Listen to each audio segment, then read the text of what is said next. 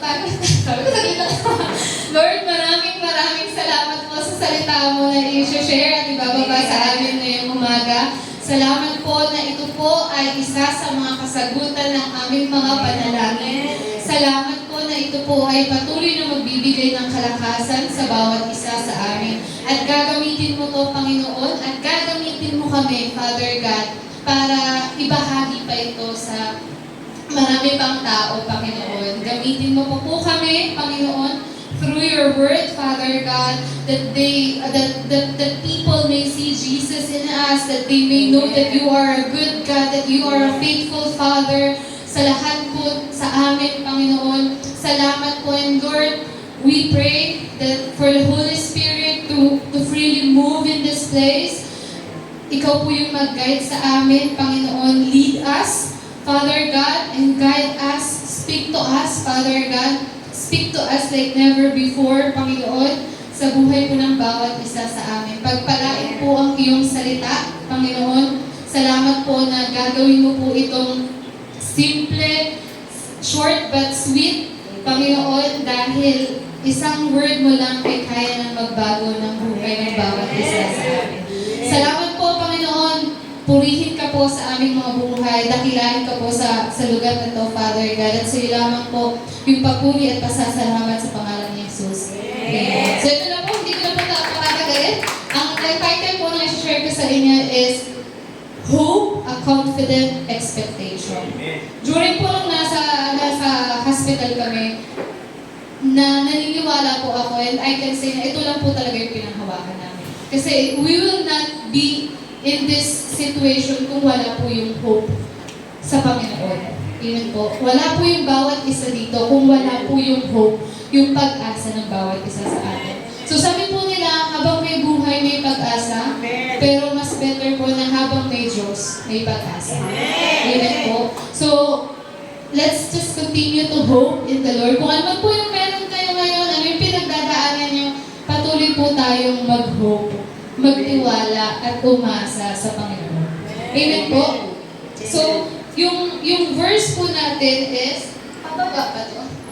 Ayan. Sa Zechariah 9:12 po, sabi po dito, return to the stronghold, you prisoners of faith, of hope. Sabi doon, even today, I declare, si Lord po nagsabi nito, I will restore double to you. Amen po? The Lord is saying that He will restore double to you. Sa ibang translation po, sa New Living Translation, sabi po dyan, come to the place of safety. All you prisoners who still have hope, I promise this very day that I will repay 2 blessings for each of your troubles. Parang nung time na nandun ako, Joyce, I will repay 2 blessings for each of your troubles. Na talagang, kung tayo nakakaranas tayo ng mga troubles sa buhay natin, hindi hahayaan ni Lord yan. Amen. He will repay 2 blessings. Ito-double niya, i-restore niya kung ano yung nagnakaw ng joy na meron tayo, may it be in quantity or quality. Ibabalik ni Lord sa atin. Amen. So, prisoners of hope. Doon po ako na parang prisoner. Di ba parang pag prisoner, parang negative yung dating niya. Kasi prisoner ka. Pero dito ko na-realize na okay lang maging prisoner. Basta maging prisoner of hope. Na prisoner of hope is sinasabi niya na you are bound dun sa hope na meron ka. Amen? Na parang ano ba yan? Yung hope, you cannot help but to hope. Yun po yung ibig kong sabihin. Hindi mo maintindihan, pero hope ka ng hope talaga sa Panginoon. And yun po yung sinasabi na we are prisoners of hope. Amen po. Na tayo ay mga prisoners ng hope na meron tayo sa Panginoon. So, God calls us a prisoner of hope, not of hopelessness. Kasi, kung tayo dito sa mundo, madaling mawalan ng pag-asa. Lalo na sa mga bagay na nararanasan po natin. At lalo na sa mga bagay na nakikita po natin. every day of our lives. But the Lord God called us to be prisoners of hope and not prisoners of hopelessness. Ang bawat isa po sa atin ay palaging may pag-asa. Amen po. Meron pang pag-asa. Merong pag-asa. So kung ano man yung problema po natin, merong pag-asa. Amen po. So, ano po ba yung prisoners of hope? God calls us prisoners of hope once we were all prisoners of hopelessness. Nung wala pa tayo sa Panginoon, napaka-hopeless ng buhay natin. Amen po. Yun yung mga times na parang gusto mo lang mag-give up. Kasi wala nang pag-asa to. Amen. Hindi na ito magyayari, di ba? Ganun tayo before. Pero, the moment na nakilala natin si Jesus Christ, there is hope. Amen. And, kung sa mundo, the world will tell you, do not raise your hope. Di ba? Parang, don't raise your hopes up kasi mali-disappoint ka lang. But God is saying to us today, raise your hope. Kasi meron kang Diyos. Amen. We have a God who is so merciful, a God of grace, a God of comfort, a God of all things, the God of I am, na kahit na ano pa, yung kailanganin natin, siya yun. Amen. And that God is nasa sa atin. Amen po. That God never leaves us, He never forsake us. Amen po. Kaya tayo may pag-asa. Amen. That's why we have this hope. Yung hope na hindi tayo i-disappoint. Amen? So, ano po ba yung hope? Amen? Sa hope po, sa dictionary, ang ibig niya pong sabihin, it's a feeling of expectation. Feeling siya of expectation. It's a desire or a wish for a certain thing to happen. Wish ka ng wish. Fingers crossed sana. Hopeful. Amen? Pero hindi yun yung hope na meron tayo. We are not of this world. Amen? So, iba po tayo. Tayo po ay mga anak ng Panginoon. Amen? Sa Bible po, ito na ba yung next? Ayan, sa 2 Corinthians 1:7, sa Amplified Version, sabi po dyan, and our hope for you, sabi po dyan, our confident expectation for good for you is firmly grounded, it's assured and unshaken, since we know that just as you share as partners in our suffering, so also you share as partners in our comfort. So yung hope na meron tayo, it's a positive, amen, confident expectation of good for our future. Amen. We expect that good things will happen to us, no matter what, kung ano pa yung pinapakita ng sitwasyon natin. Amen. Ito yung hope na meron tayo. It is sure. May guarantee. Hindi nagwi-wish ka lang na baka mangyari, baka hindi. Amen. So this is the hope that we have. Amen. It's a positive, confident expectation ng mabuti. Amen. Sa ating future. So I hope na we can say the difference ng hope na meron yung mundo na to dun sa hope na meron tayo sa Panginoon. Amen. One is a wish, amen, or desire, yung hopeful, fingers crossed, pero the other is a certainty or guarantee. May guarantee tayo na ito, mangyayari to. Kahit hindi ko pa nakikita, mangyayari to. Kasi dahil sinabi ng Panginoon, sinabi niya, gagawin niya to. Amen. Dahil yung Diyos na nangako sa atin, hindi siya Diyos na pwedeng magsinungaling. Amen. God cannot lie. Amen. He is the God of truth. Amen. Kung anong sinabi niya, yun yung sinabi niya. And He is faithful to all His promises na kung ano yung sinabi niya, gagawin niya. Amen. Yun yung Diyos na meron tayo. That's why we have that hope, a confident expectation na mangyayari at mabuti yung mangyayari sa buhay ng bawat isa sa atin. Even if yung mga circumstances natin, even if yung mga nararanasan natin, nararamdaman natin, ang hirap nga kapag nararamdaman mo na parang hindi ganito yung sinasabi ni Lord. Kasi ramdam na ramdam mo na iba yung nangyayari.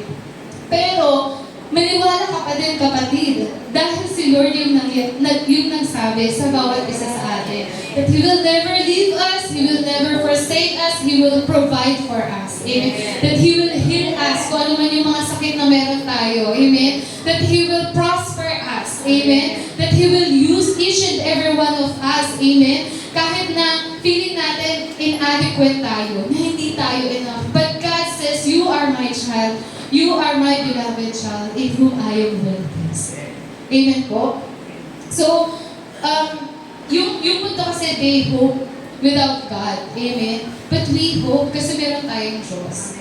Amen po? So, many times yung mga hopes or yung mga wishful thinking, yung mga fingers crossed natin dito sa mundo, sometimes yung hope nila it disappoints. Kasi nga, iba kasi yung pinaglalagyan ng hope na meron sila. Amen? Tayo, firm. Amen? Unshakable. Yung hope na naka-anchor sa atin. Amen po? So, sabi din diba sa Hebrews 11:1, now faith is the substance of things hoped for the evidence of things not seen. Kaya ka nga nag-hope. Kasi hindi mo pa nakikita. Pero alam mo kung sino yung may hawak. Amen. Alam mo kung sino yung nagsabi. Amen. So, we have faith for it. Isa din po sa mga natutunan ko is that we can have hope and we can have faith because of the blood of Jesus Christ. Amen. It all boils down sa cross. It all boils down dun sa dugo na tumigis dun sa cross. Amen. It's a solid foundation para sa ating mga believer na we will overcome. Amen. That meron tayong abundant life. Amen. So, ano yun? Ang hirap kasi mag-English eh. Sabi ko na, what does hope look like? Ano po bang itsura nung hope na to?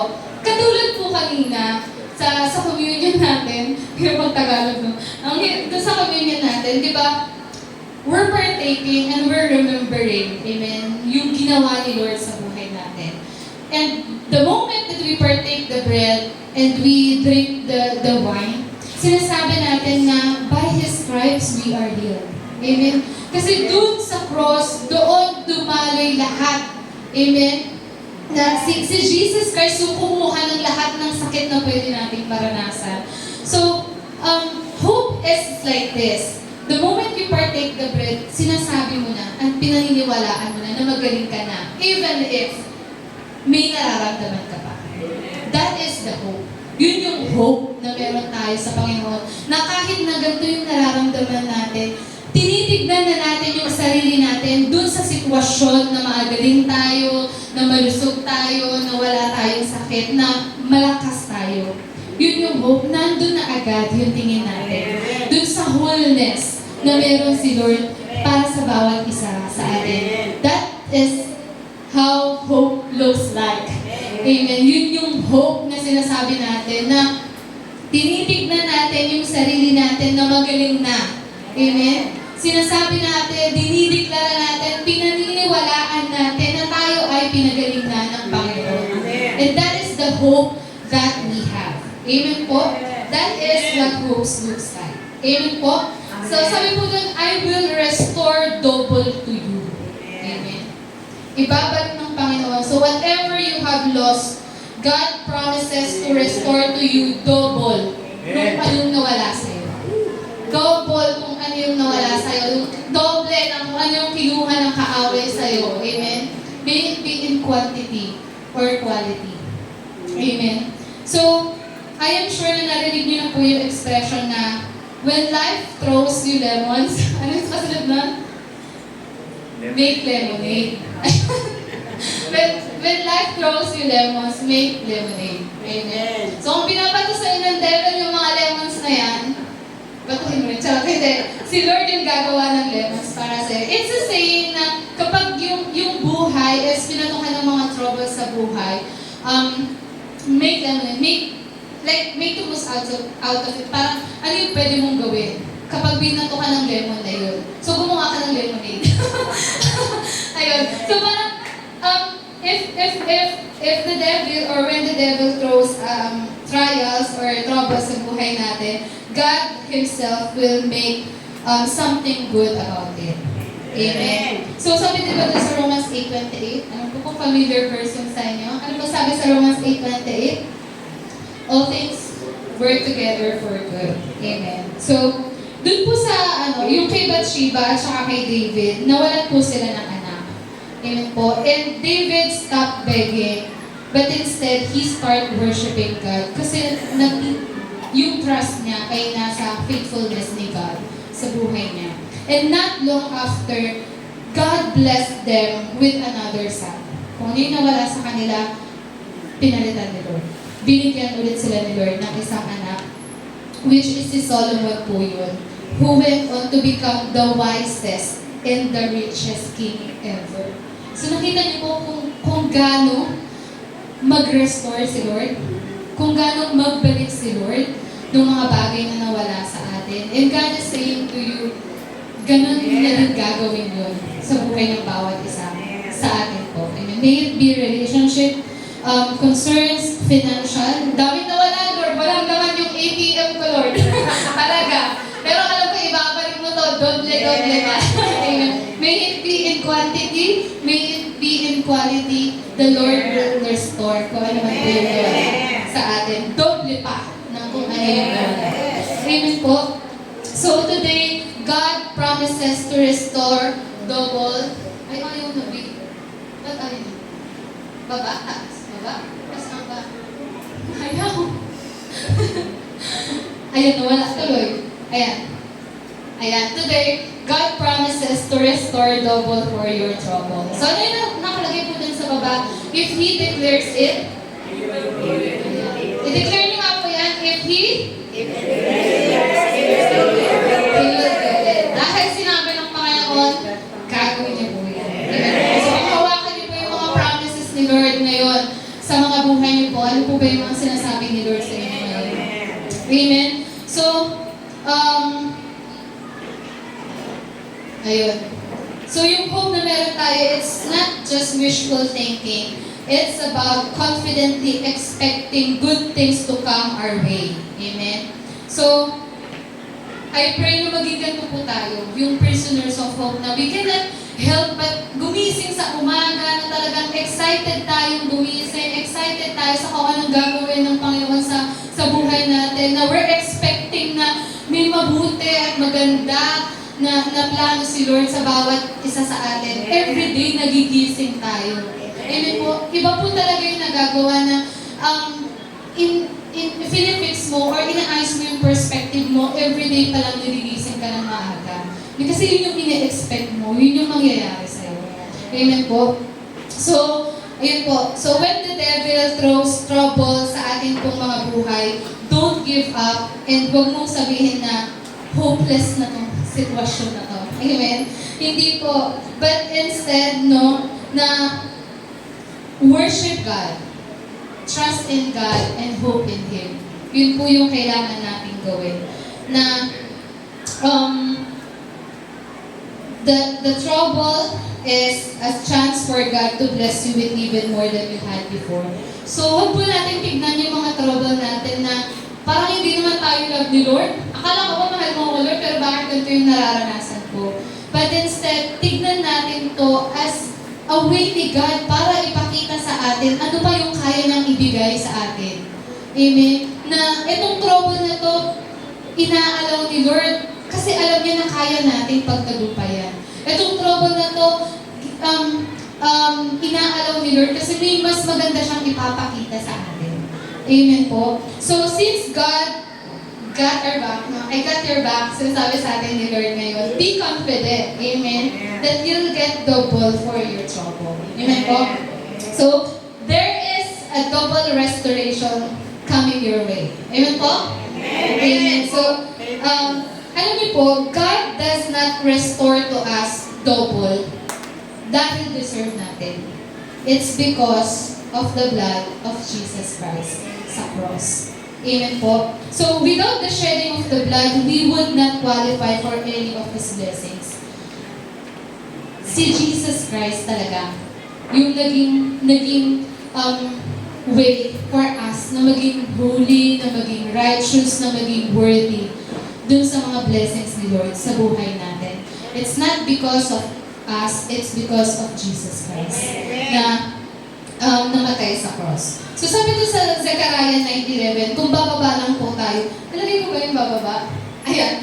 So sabi po dito sa Zechariah 9:11, "As for you also, because of the blood of your covenant, I will set your prisoners free from the waterless pit." So sinasabi po dyan, the blood of your covenant, that's the blood of Jesus Christ na nagpalaya po sa bawat isa sa atin. We are free right now because of the blood of Jesus Christ.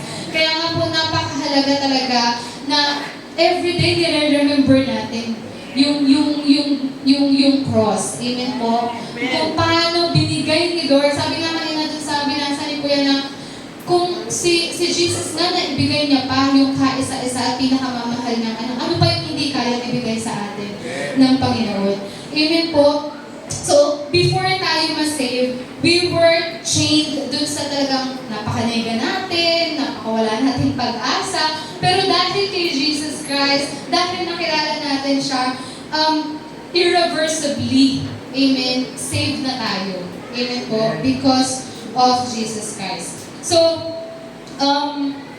we can have this hope because Jesus took the stripes on His back, took our infirmities, and bore our diseases. Amen po. Meron tayong confident expectation, amen, dahil po sa blood ni Jesus Christ sa cross. So, ayun, na-picture niyo po yung alam ko pa naririnig natin ito madalas, even sa mga parents, no, kapag may sakit po yung mga anak natin, di ba minsan sinasabi natin na kung pwede lang, ako na lang sana. Amen. Ako na lang sana yung may sakit. Amen. Ako na lang sana yung napunta sa ganitong sitwasyon. And ganun si Jesus Christ, ganun si God sa atin. He took, Jesus did, or He took yung mga bagay na yun para sa atin. Amen. So, whatever good we did could not change the fact that we are still sinners. Kahit before pa lang, amen, makasalanan na tayo. Amen po. Now, because of Jesus' sacrifice sa cross, He made us righteous. Pinapaging banal na po niya tayo. Amen po. And no matter what na pagkakamali yung magawa natin, we are still righteous sa mata po ng ating Diyos. Amen po. Sin is wrong. Tama po. Mali po yun. Hindi. Sin is wrong. Amen. So the more we know how irreversibly righteous na tayo because of Jesus Christ, the more na yung sin will not have dominion over us. Amen po. And the more we will break free sa mga sinful habits natin. Amen? So, ito pa po. Another thing po is, nilagay ko po dyan. In your valley of trouble, God provides a door of hope. Amen po. Ano nilagay ko sa sa Hosea 2:15, nilagay ko ba? Ay, hindi ko pala. Balik mo na. Ayan. Sabi to, ayan. Amen. So sabi po dun sa Hosea 2:15, I will give her vineyards from there and the valley of Achor as a door of hope. So kung titignan niyo po sa mga Bibles niyo po, she shall sing there as in the days of her youth, as in the day when she came up from the land of Egypt. Sa ibang translation po, and yung sinasabi po dito na Achor is, sa Hebrew po, ang ibig na sabihin is trouble. Ayan. Valley of Achor, ibig sabihin, valley of trouble. So dun sa mga valley ng trouble na meron tayo, God provides a door of hope. So in every trouble na meron po tayo, in every test na meron po tayo, God provides a door of hope para po sa bawat isa sa atin. Amen? May pag-asa sa bawat trouble na meron tayo sa buhay po natin. Amen po? So, ayan, yung mga temptations po na nararanasan natin, iba-iba po yan, pero lahat tayo nakakaranas. Amen po? Amen. Ayun. So, and God is faithful.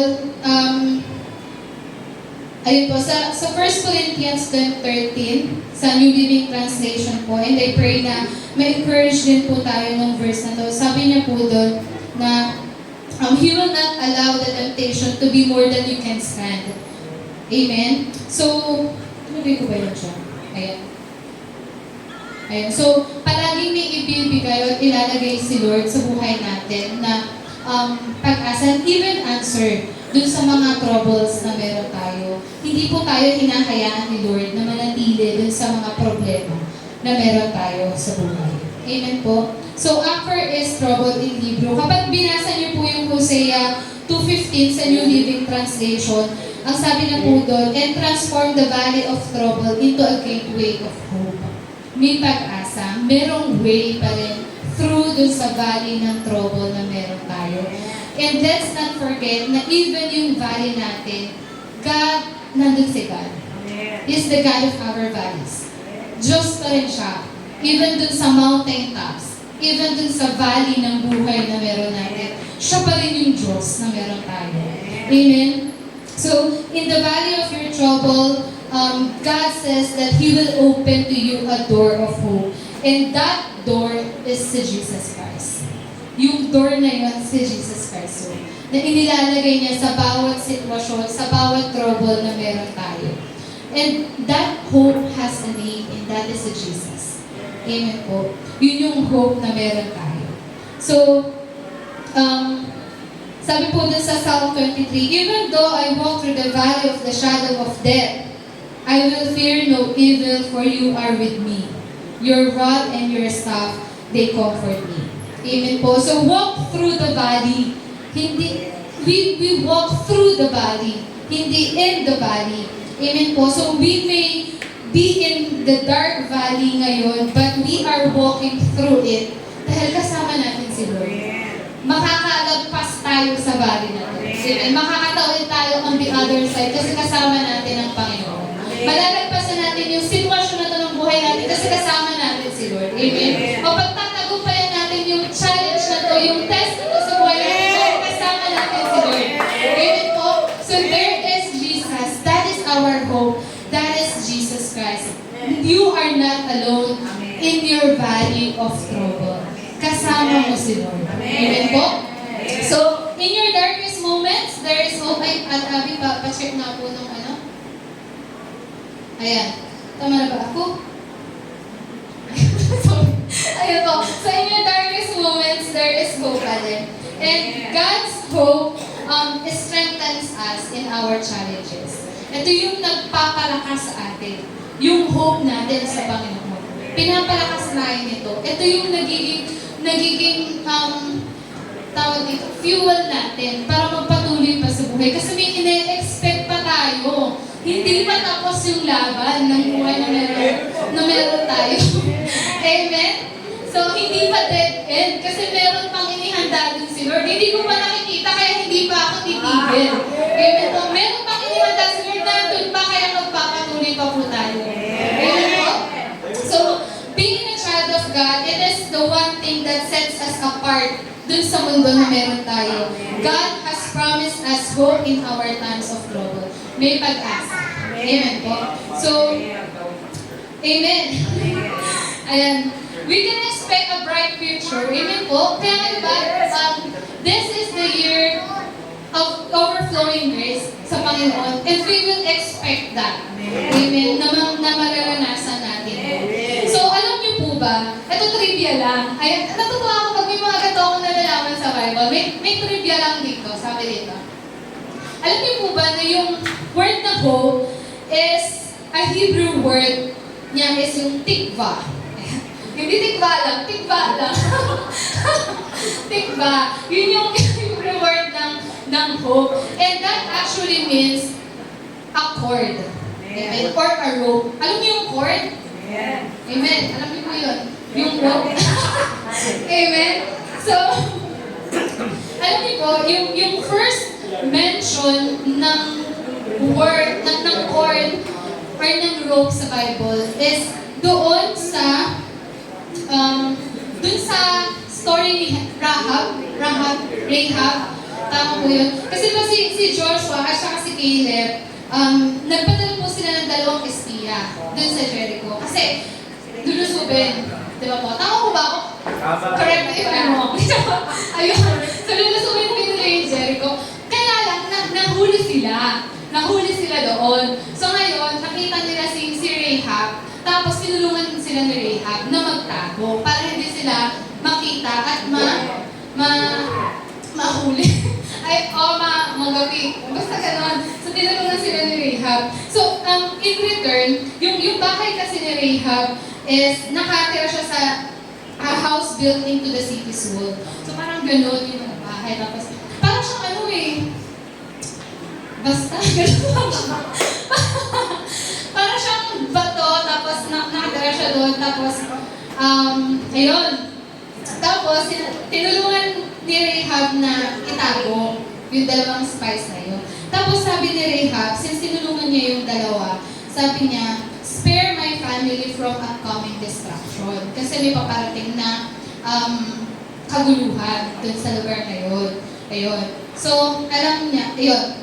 So, ang promise sa kanya ng dalawang espiya is, ihulog mo, kasi gumamit sila ng rope, inulog nila dun sa bintana ni Rahab. Malapit yung bahay niya dun sa parang dun sa wall, tapos yung bahay nila malapit dun sa parang gubat na siya. So sabi ni Rahab, bumaba kayo dyan, magstay muna kayo dyan ng 3 days para hindi kayo makita at mahuli. So, kaya sila nakababa dun sa bahay ni Rahab is dahil dun sa rope na ginamit nila. And sabi ng dalawang spies kay Rahab, gamitin mo to, ihulog mo to dun sa bintana mo para malaman namin na ito yung bahay kung saan kami naligtas. Or yung sa bahay kung saan kami tinulungan. Amen. And yung sabi dun sa Joshua 2:8, unless when we come into the land, you tie this scarlet cord. Yun yung sabi dyan sa verse na yan. And yung scarlet cord, that is tikva, meaning hope, in the window where you lowered us. And unless you bring your father, mother, brothers, and everyone in your father's house into your home. So yung sabi niya doon, bind this scarlet cord. Amen. And that rope signifies yung hope na meron po. Amen. And yung scarlet cord, it represents yung kulay ng dugo. Amen po. It represents Jesus' blood that gives us deliverance from hopelessness. Amen. And true enough na during nung nagkagulo na doon, talagang na-save yung family ni Rahab. Because of that rope, amen, na hinulog po niya doon sa kanyang bahay. So before the spies gave Rahab yung scarlet rope, whenever natitingin si Rahab doon sa bintana niya, kinakabahan siya kasi nga may gulo na pwedeng mangyari. But the moment na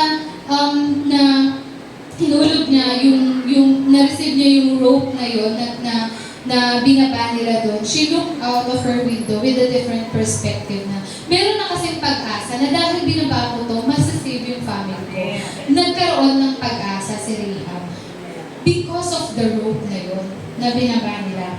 And parang sa atin din na even when we can see na napakagulo or magiging magulo or gumugulo yung paligid natin, amen, we can hope in the blood of Jesus Christ. Amen. The blood has guaranteed a good future for us. Guaranteed na yung magandang bukas natin dahil sa dugo ni Jesus Christ. And did you know, there's more. Ayan. Yung tikba is a verb na kaba. Kaba. Which means to bind together.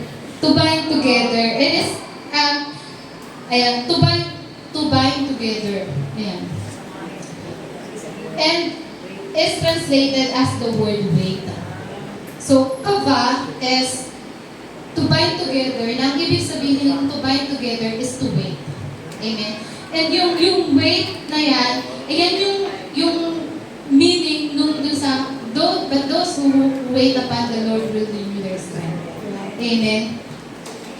So, if today we're waiting dun sa promise, sa breakthrough, na inaantay natin na mag-manifest, the Lord wants us to stay in a posture of hope.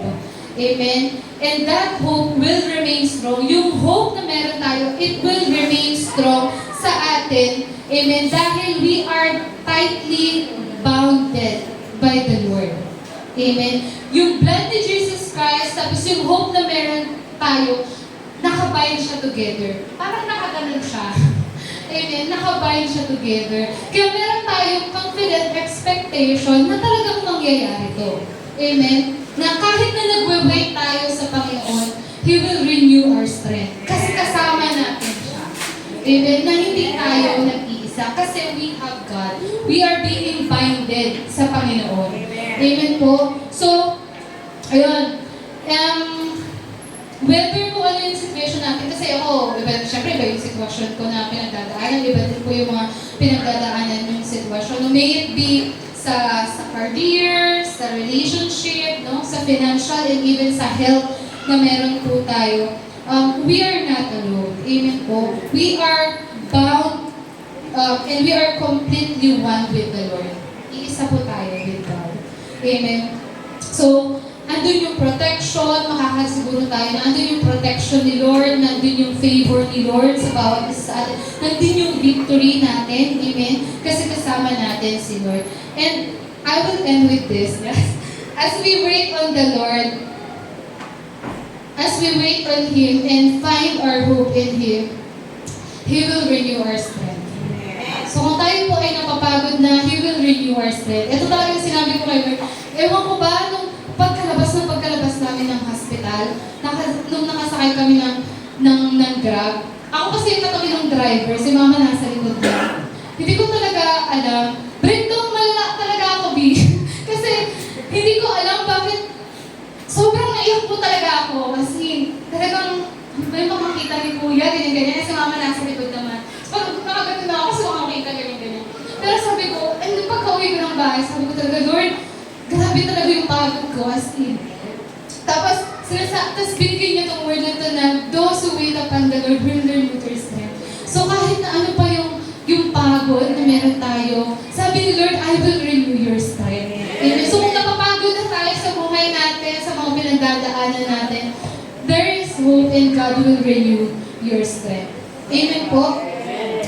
Amen. So, ayun. He will renew His strength. He will cause us to rise above dun sa mga circumstances na meron tayo. Amen po. Despite ng mga challenges, we will run and not be weary. And we will walk and not faint. Amen. Last na naman po. Our hope in Him will not disappoint because He loves us and He is working all things together for our good. Amen. Our hope in Him will not disappoint kasi mahal po tayo ng Panginoon. And He is working all things together for our good. Amen po. Romans 8:28. And we know with great confidence, sa Amplified Version po, that God, who is deeply concerned about us, causes all things to work together as a plan for good for those who love God, to those who are called according to His plan and purpose. Amen. Kasi tayo pong lahat ay tumayo. Hallelujah, hallelujah. Atin pong pasalamatan ng Panginoon for His word. Hallelujah. Amen. So, i-pray na yung bawat isa po sa atin, amen, ay nagkaroon ng panibago pang pag-asa. Amen. Sa buhay po na meron tayo ngayon. Hindi ko man po alam kung ano yung mga pinagdaraanan natin, kung gaano kabigat, gaano kalaki yung pinagdadaanan natin. Kasi pumupunta tayo ng church na nakangiti tayo. Amen. But when we went home, kapag nakauwi na tayo sa mga bahay natin, nasa mga kanya-kanya na tayong kwarto natin, wala nang ibang makakakita. Pwede na tayong hindi gumiti. Amen. Kasi kapag nandito tayo sa church, mas better na makita ng mga tao na masaya tayo at nakagay. Amen. Kasi yung ngiti natin, nagbibigay din ng kalakasan sa kanila. Pero sometimes, the Lord understands na sometimes, nahihirapan din yung bawat isa sa atin. Amen. Na sometimes, hindi na natin kayang ngumiti. Amen. Pero the Lord understands kung ano yung pinagdadaanan natin. And He says na merong hope, and there is a door of hope sa bawat trouble na meron tayo. Amen. Ito yung hope natin na kahit na ganito pa yung January, 19 days pa lang ng 2025. Pero ganito na yung nararanasan natin. Pero there's still hope. Hindi pa tapos. Amen. Still, kay Lord yung final say. Ng buhay, ng mga pangarap, ng mga dreams needs na meron yung bawat isa, nung purpose na meron tayo sa lugar na to, sa pananambahan natin, sa paglilingkod natin sa Panginoon. Amen. And I pray na mag-delight tayo sa Panginoon, na we will be delighted as prisoners of hope, na we cannot help but to expect great things pa sa Panginoon. Amen. That I pray na yung bawat isa sa atin mas ma-encourage, mas ma-strengthen pa as we hope in the Lord. Hallelujah. Maraming salamat, O Diyos, sa iyong pong salita. You are our hope, Panginoon. You are our strength, Lord God. Hallelujah. Ikaw po yung kagalingan namin, yung kalakasan namin, Panginoon. Salamat po, Father God, na hindi ka po nagbabago sa bawat isa sa amin. Thank you, Father God, for giving Jesus Christ. Amen. Sa pagbibigay po sa amin, for offering your Son, Panginoon, para sa bawat isa sa amin. Salamat po na doon pa lang, mahal na mahal mo na kami. Salamat sa pagpapakita ng pag-ibig mo, Father God, na kahit yung kaisa-isa at pinakamamahal mong anak ay naibigay mo para sa amin. How much more pa, Panginoon, yung mga bagay na hinihiling namin sa iyo.